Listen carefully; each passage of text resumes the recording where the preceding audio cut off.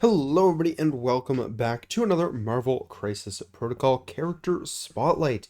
And today we are taking a look at a leader that I have been playing a lot of lately and I've been really excited about. So I'm glad to be throwing him into this series, and that is of course Red Skull, Master of the World, or Red Skull 3. And yeah, we're going to go ahead and get right into things here. So he is coming in with a 4-3-3 defensive line. He's got 6 stamina at 4 threat, so nothing too special here. He's a size 2 and a medium mover. So yeah, relatively standard kind of 4 threat stat line. Maybe a little light on defensive things there. You know, an extra point of health or an extra defense die here or there would be nice for that stat line. Especially since, as we'll get into, he doesn't have much in the way of defensive tech. So he is on the squishier side here, but he has tons of things he does that make up for that. So starting out with his attacks here, he has the Cosmic Burst attack. This is a range 4 5 dice gainer attack, so you're going to gain power based on the damage that you deal. In addition, before choosing your target, you get to choose whether this attack is going to be energy or mystic. Which is really nice because most models are weak on one of those two sides. So yeah, that's really good against a lot of different things. In addition to all of that, it's also got the Wild Shock here after the attack is resolved throughout the shock condition, which is nice. That's definitely one of the more meaningful conditions. There are some models that just have to shake that, and you know that's never going to be a bad one. So yeah, being able to throw out shocks at range 4, pretty nice. That range 4 also helps with that kind of lower defensive stats we were talking about earlier. Next, he has the Reality Bows to Me superpower. This is a 4 cost, or not superpower, attack. This is a 4 cost attack. It's also going to be hitting range 4, and it's throwing 7 dice. This one is always Mystic, so you're getting a couple extra dice, but you lose that ability to choose energy. But it does have one trigger on it here. It is a crit wild hit trigger, so not the best odds in the world. But on 7 dice, they're not too atrocious, especially once we get into his leadership, which we will talk about in a moment. But this is the Reality Rupture trigger. After the attack is resolved, you may make an additional Reality Bows to Me attack without paying the power cost. This additional attack must target a character within range 2 of the original target character that has not been targeted by Reality Bows to Me this round. So, notably, this doesn't say that that extra attack doesn't have the Reality Rupture special rule, so if you get it again, you can keep going. Things you have to keep in mind with that, of course, is you can't target the same character twice, so you can't just bounce between 2 characters forever. You do need, you know, up to as many models as your opponent has. And the range 2 of the original target character is important to note, but also the fact that it doesn't specify they can be any range from Red Skull, so they do still need to be legal targets for Red Skull, meaning range 4, line of sight, all of that fun stuff does still apply, so you're going to have to be careful for that. But otherwise, this is a relatively hard-hitting attack at 7 dice on a side that's usually pretty good. For most models, Mystic is either the worst or the best defensive stats, so you know, obviously pick your targets carefully. But throwing 7 dice out with the chance to hit a second or potentially even third model is pretty solid. It's a little bit expensive at 4 power, but he does have some ways of kind of getting around that. So yeah, it's still quite solid. But yeah, it's a decent spender, definitely one that you can't afford to be thrown out every turn, but when you need those extra dice there and you're really just going to, you know, you need that spike turn, you got to take 3 models off the table and you got 1 activation to do it, it's a great way to kind of be able to do that sort of thing.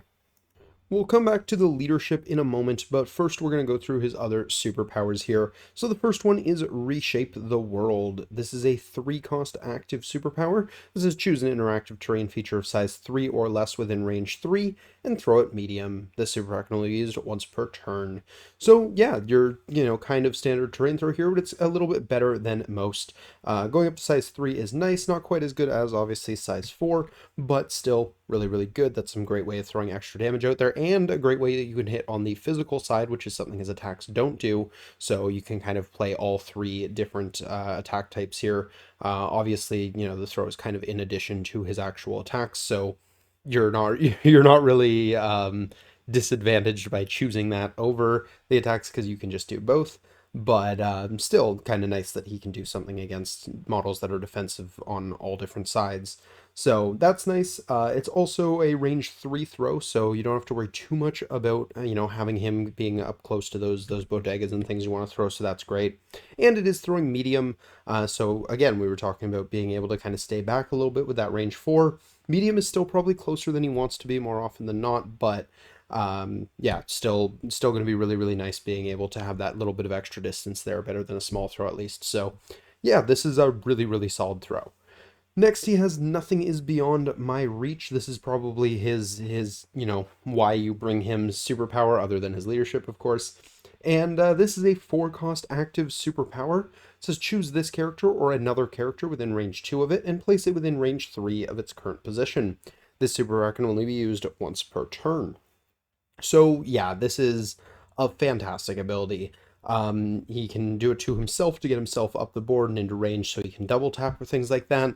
He can walk up, throw a piece of terrain, punch someone, and then teleport back, whatever he's got to do like that.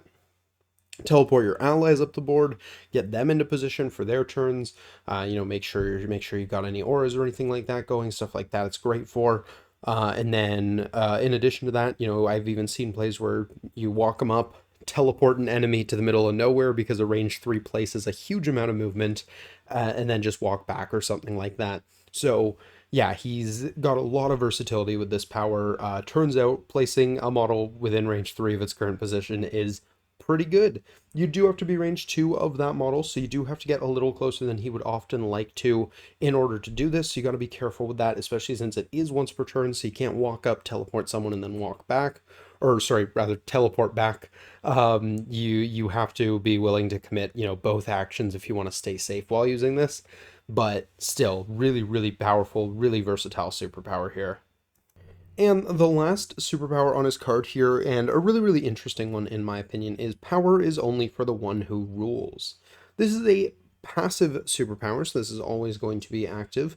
When this character spends power to make an attack action or use a superpower, it may spend power for the attack or superpower from an allied character within range 3 of it.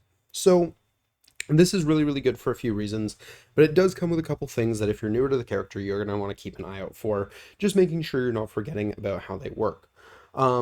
First of all, if you are using it for an attack, specifically his Reality Bows to Me attack here, you do have to have enough power to make that attack without using the superpower. That is just the way timings on attacks work.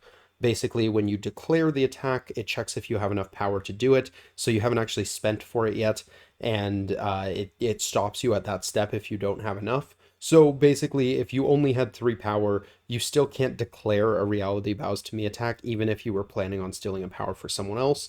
So unfortunately, it doesn't help you using the attack necessarily earlier in the game than you otherwise would be able to, but it can be really, really good for maybe making the attack twice in a turn or something like that. With these superpowers, it works slightly differently. You can use the superpowers even if you don't have enough power to use the superpower, but then this is also true of attacks. You do have to spend at least one of your own power, so you can't be at 0 power and use a superpower.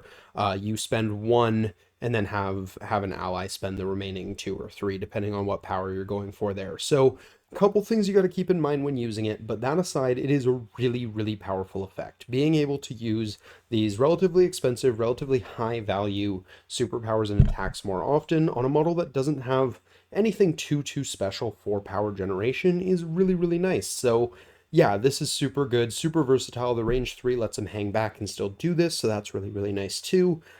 He's hanging back, he can use this to teleport up and basically he can pay 1 power and borrow 3 off of someone like, I don't know, Bullseye or something like that, who tends to have a decent amount of power as the game goes on. So yeah, definitely keeping this guy near someone who's a bit of a battery, just holding on to a bunch of power can be great, lets you throw out those spenders more often, and just, yeah, all around really, really good. So fantastic superpower, and really lets him make use of stuff like Nothing is Beyond My Reach very early in the game if he wants to, because it means he really only needs to have 1 power to take advantage of it, which is fantastic. And the last thing, of course, to discuss on his card here is, of course, his leadership. So this is My Cabal is Only for the Strong, and if you couldn't tell from the name, it is for the affiliation Cabal. Once per turn, when a non-grunt allied character is rolling dice as part of an attack roll, it may treat one skull as a critical result. If it does, after the attack is resolved, the attacking character loses one power. If it does, if it does not lose power, it suffers one damage instead. I absolutely love this leadership. This leadership is great for a few reasons. First of all, the timing on it is something that you do want to make sure you know when you're playing him, because it is during the explode critical step that you have to, or technically it's when you're rolling before the explode critical step that you have to make the decision on whether or not you're using this. So once again, for anyone who's kind of interested in playing this character or play against it a lot, you want to know the timing on this pretty well. Basically, you haven't seen your opponent's dice when you decide to use this superpower, which is its biggest weakness, because maybe you're looking at an okay roll, and that skull turning into a crit would make it a probably pretty solid roll, but then your opponent goes and they roll the best defense roll they've ever rolled, and you've kind of wasted your once per turn leadership. That does kind of feel bad, but that is unfortunately the way the timing works. You have to make that declaration before you've seen what dice they've rolled. In a lot of the time, especially in casual settings, it's not as big of a deal. You know, your opponent's just kind of rolling dice at the same time as you, and that's just how it works out. But it's one of those things where, especially in a more competitive setting, you want to make sure your opponent knows that as well, so you're not accidentally cheating and, you know, seeing what their results are, because it's one of those habits that's kind of hard to break from casual games. But really, really powerful leadership, though. Being able to turn a die result that couldn't have been rerolled or anything like that before into a critical result is fantastic. You get to explode that crit, you get to add the extra die, which is also really, really good, of course. And then the timing on either losing a power or suffering a damage is after the attack is resolved. So if you started your turn at 0 power here and you're making a builder attack, like his own cosmic burst here, basically he has the choice, if he used the leadership, of saying, okay, I did 3 damage, so I'm going to gain 3 power after this attack. Do I want to be able to throw a piece of terrain? Well, maybe I left them on 1. Yeah, I want to throw a piece of terrain at them, definitely. So I can choose to order it so that this one here triggers first, because that is a mandatory losing 1 power. But because this is happening first, I'm going to take a damage, then I'm going to gain my 3 power. Alternatively, maybe I'm at 1 health and I really don't want to do that. I can gain the power first and then I lose 1. The downside to that is if you're not at 0 power, you don't have a choice. You're going to lose a power no matter what there. So keep that in mind. That is, you know, a very, very fair and understandable downside to this otherwise amazing leadership. But yeah, that kind of out of the way, this leadership is basically Reality Gem on a stick, and Reality Gem turns out is really, really good. I mean, Corvus and Thanos both absolutely love that gem, and yeah, there's a reason for it. It's just super powerful being able to say, you know, my attack dice not only have 5 and 8 odds of being successes, but 2 and 8 odds of adding another die that has 4 and 8 odds, which is just really, really good. So, yeah, it's a fantastic leadership. I can't really stress that enough. You do have to kind of know what you're doing with the timing and you know, your power management. I've definitely screwed myself out of being able to do the things I wanted to do on my turn because I was like, yeah, let's use the leadership here. Right, I'm losing a power for that. That sucks. So you got to be careful with that. But there are some characters that you can kind of play with to get around that. And we're going to talk about that a little bit more when we talk about some synergies and things like that, because I think his leadership pairs really nicely with a lot of different models. But yeah, really, really strong here. Definitely great with models that, you know, care about criticals for triggers or things like that. Has a really, really fun interaction with characters like Amazing Spider-Man, and I think it's Doc Ock, I think both versions of them, where if they roll a crit, they get a power. So it's kind of like, okay, well, here's my builder attack where I'm gaining power for my damage anyways. I'm going to turn the skull into a crit, which not only means I'm going to do another damage to you, maybe 2, but also I'm going to gain a power. So the one that I'm losing doesn't even matter. Really, really nice synergy there. So stuff like that, super, super good under this leadership. And I also just really like it with characters that have rerolls and things like that. That die you couldn't have rerolled before is now adding another one. That other one can be rerolled, assuming it doesn't roll into another skull. And you know, you've just kind of increased the consistency on something that's already supposed to be fairly consistent. So feels really, really good when you can kind of double up on that. And before we move on to tactics cards and things like that, just flipping them over here, nothing changes as far as I'm aware, at least on his flip side. So yeah, he is the same. He just gets a little angrier there. But otherwise, doing the exact same thing. The one thing you do have to watch out for on both sides of his cards is, of course, and we talked about this a little bit, he is fairly squishy. He's not die in one shot most of the time squishy, but he's definitely a model that, if you're letting your opponent double tap him, there's a reasonable chance he's going to go down. So you got to be somewhat careful for that. Best defense side being physical is nice, but still not going to keep him alive from all that much. 4 dice is solid, but it is just raw dice. There's no rerolls or anything like that. So you got to keep that in mind with him. But yeah, moving on from that, we're going to take a look at his tactics cards here, where he is a member of 3 tactics cards. We'll go ahead and look at Cosmic Obliteration first here. So this is an unaffiliated active card, and it says Johann Schmidt may spend any amount of power to play this card. So this can be used on any of the versions of Red Skull. You're going to remove all special conditions from Red Skull, then choose one non-dazed enemy character within range 3 of Red Skull for each power spent to play this card. Each chosen character gains one of the following special conditions, and you can pick either Hex, Root, or Incinerate. This one is definitely an interesting card. I think it's one of those cards that you kind of, if you choose to put it in your 10, it's very much there for those specific matchups where you're expecting to see a lot of conditions. I think it can be really, really solid against something like Apocalypse now, that's kind of a thing where they're throwing out a lot of conditions at you. Something like a Strucker Hydra, which might see a little bit of surge in popularity with Abomination coming out. So yeah, that's one of those places where I think this card is really, really good because yeah, you're going to be able to probably remove, at least 2 or 3 conditions. You're going to gain a bunch of power for that. That's great. Then you're gonna throw out all these conditions, Hex, Root, and Incinerate, which are great. Maybe be careful with those against Strucker, but they can definitely be really solid. So yeah, I think it's a really interesting card in the right matchup, but you do have to be somewhat careful because you can definitely run into games where this feels almost useless or completely useless if your opponent isn't throwing out too many conditions. So you got to keep that in mind, but otherwise, I do think it is a solid tech piece.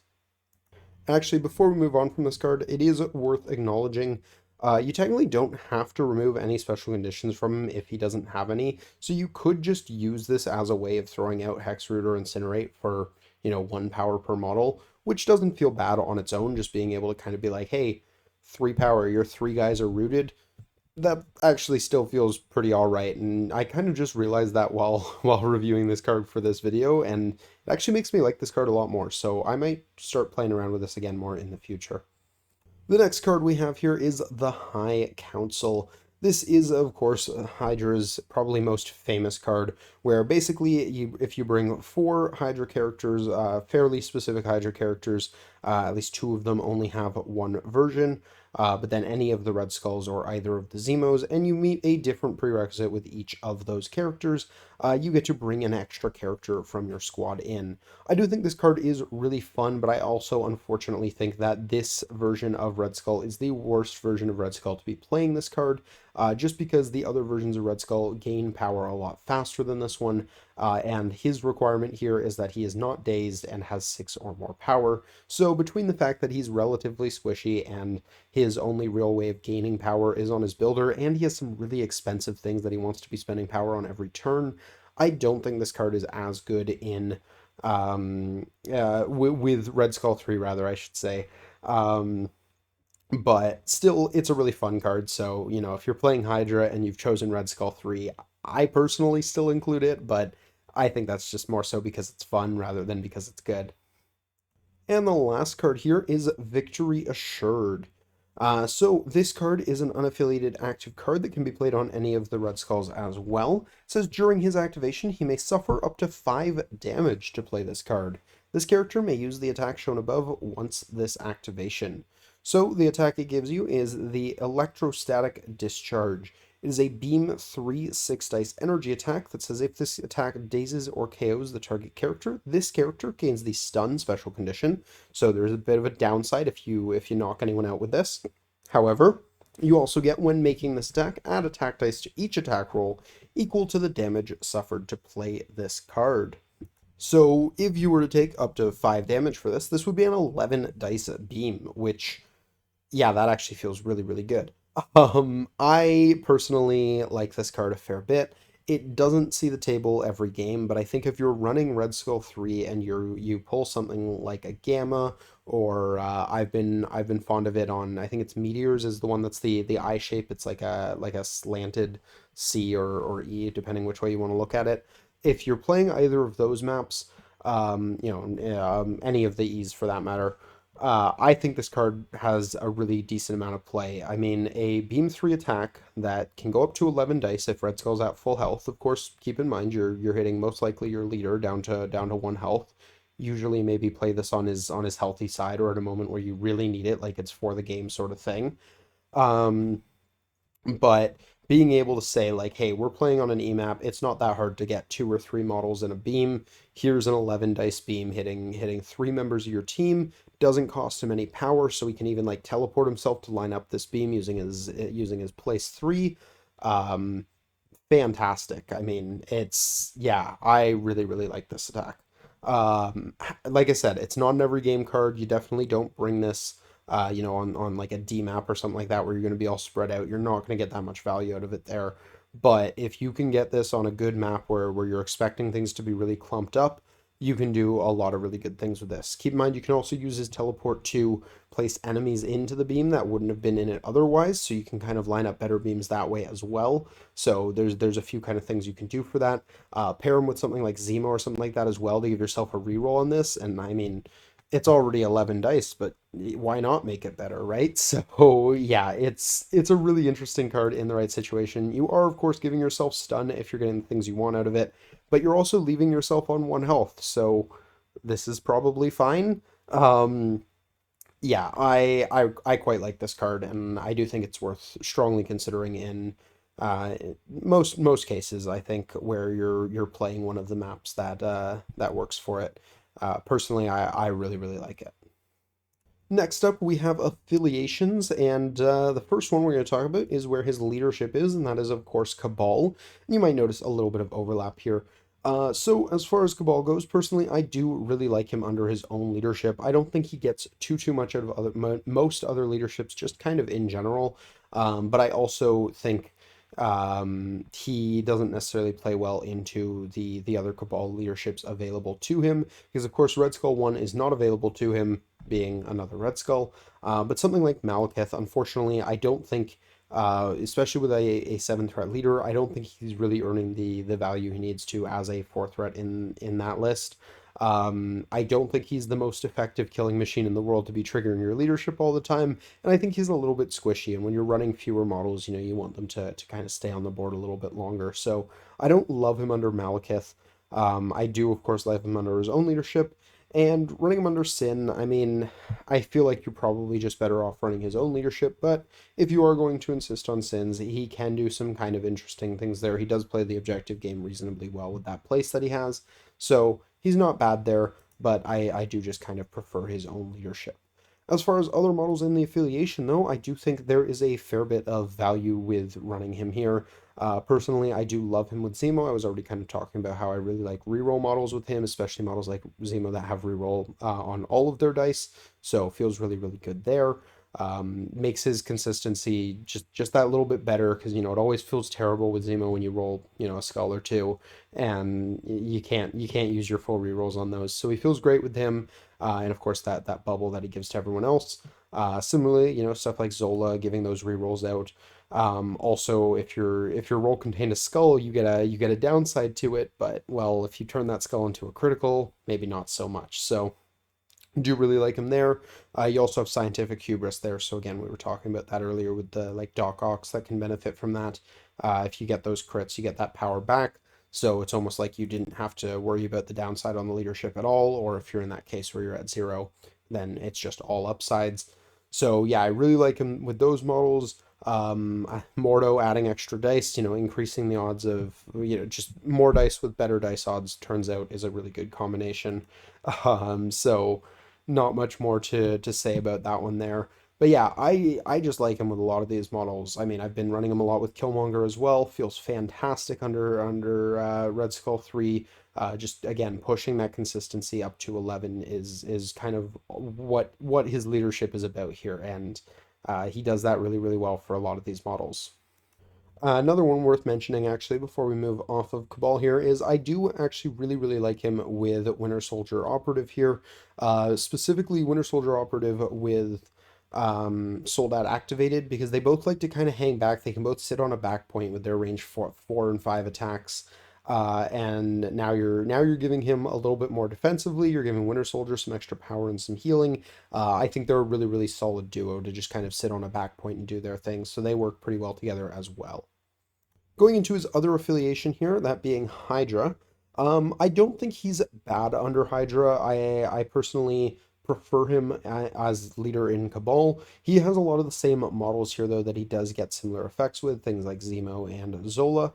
As far as the leadership goes, because he does have potentially 3 tactics cards he's interested in bringing, I don't hate him with Zemo 2. The biggest problem, of course, being that you can't bring Zemo 1 there. But you know, he doesn't mind the extra cards there. You do have to be really really careful though running him outside of his own leadership, because I mean he doesn't necessarily hit that hard, so you really got to have a clear plan of what you're doing with him. Strucker, I think out of the leaderships available to him here, I do like a little bit more. He gets some healing off of that leadership if he's throwing out his wild shocks, so that feels pretty good as well. And of course, he has access to the stuff like Zemo again. So yeah, he's not a bad pick there necessarily. I think if you're trying to run as a dual roster, he can be worth including.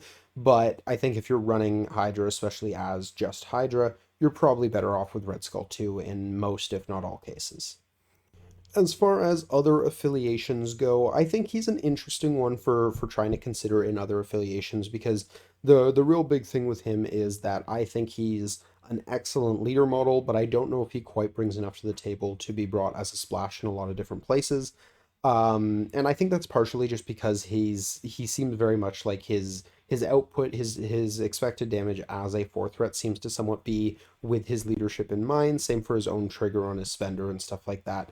So he's got a little bit of a problem going in other affiliations, just with kind of being a little understated for what he does. He does have that really good place though, so if you have a plan on how to use that, I think you can make a lot of effective use out of him in other places with that. Things that kind of speak to me for that.